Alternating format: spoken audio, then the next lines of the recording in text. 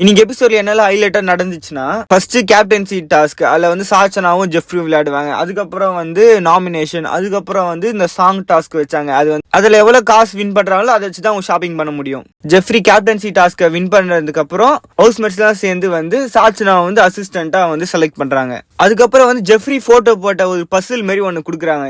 3 chance, ஐ மீன் அதுல 3 பசில் இருக்கும். உங்களுக்கு ஏதாவது வந்து கேப்டன்சிலோ ஏதோ ஒன்று சரியில்லைன்னா ஒரு பசில வந்து எடுக்கலாம்.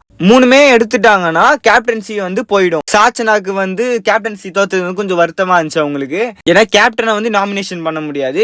ஆல்ரெடி ஜெஃப்ரி கிட்ட வந்து நாமினேஷன் ஃப்ரீ கார்டு வேற இருக்கு. அதனால வந்து அது வந்து வேஸ்டா போற மாதிரி பேசிட்டு இருந்தாங்க. அதுக்கப்புறம் ஓப்பன் நாமினேஷன் எடுக்குது. இந்த மாதிரி நீங்க வந்து சுத்தி வலிக்காம சாரி இந்த மாதிரிலாம் வார்த்தைகள் சொல்லாம ஸ்ட்ரெயிட் ஃபார்வர்டா உங்களை இதுக்காக தான் நாமினேட் பண்ண போறேன்னு சொல்லணும்னு பிக் பாஸ் சொல்லியிருப்பாரு. சில பேருக்கு மட்டும் தான் இன்ட்ரெஸ்டிங்கா இருந்துச்சு. அது என்னன்னு பார்க்கலாம். அன்ஷிதா ரயானை பார்த்து சொல்லியிருப்பாங்க, இந்த மாதிரி நீங்க ஜாக்கிங் பின்னால ஒளிஞ்சிட்டு இருக்கீங்க அப்படின்ற மாதிரி சொல்லுவாங்க.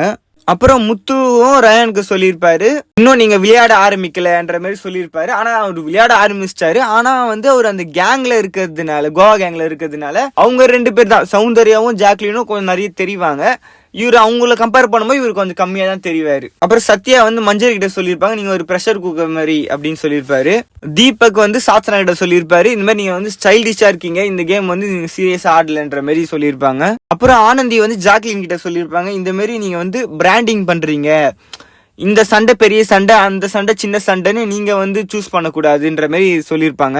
ஆக்சுவலா அது கொஞ்சம் கரெக்ட் தான். ஏன்னா வந்து சில சண்டை வந்து இதெல்லாம் எதுக்குப்பா, இதெல்லாம் சண்டையான்ற மாதிரி ஜாக்லின் கேட்பாங்க. ஆனா வந்து அவங்களுக்கு ஒரு சின்னதாக இருந்தா கூட அவங்க வந்து ரொம்ப வந்து சவுண்டா தான் கத்துவாங்க. அதனால வந்து இந்த பாயிண்ட் வந்து கரெக்டான பாயிண்ட் தான். அப்புறம் வந்து ஜாக்லின் வந்து ராணவ் கிட்ட சொல்லுவாங்க, இந்த மாதிரி நீங்க எது சொன்னாலும் புரியாத மாதிரியே இருக்கீங்கன்ற மாதிரி சொல்லுவாங்க. அப்புறம் ரயான் வந்து ராணவ் கிட்ட சொல்லுவாங்க, உங்களை ஈஸியா வந்து மண்டே கழுவிடலாம் அப்படின்ற மாதிரி சொல்லியிருப்பாங்க. அதுக்கப்புறம் ராணவ் வந்து ரயான் கிட்ட சொல்லியிருப்பாரு, இந்த மாதிரி நீங்க ஒரு தப்புன்னு சொல்லுவீங்க, ஆனா அதே தப்பு நீங்களும் பண்ணுவீங்க அப்படின்ற மாதிரி சொல்லியிருப்பாரு. அதுக்கப்புறம் ஜெஃப்ரியும் ராணவ் கிட்ட ஒன்று சொல்லியிருப்பாரு, இந்த மாதிரி உங்க கேமே காலி, உங்ககிட்ட வேற கேமே இல்லை அப்படின்ற மாதிரி நாமினேஷன் பண்ணியிருப்பாரு. இதுக்கப்புறம் சாங் டாஸ்க் நடக்கும். இந்த மாதிரி வந்து ஹெட்ஃபோன்ல வந்து பாட்டு போடுவாங்க. அந்த மாதிரி ஆக்ஷன் காட்டி என்ன சாங் கண்டுபிடிக்கணும்.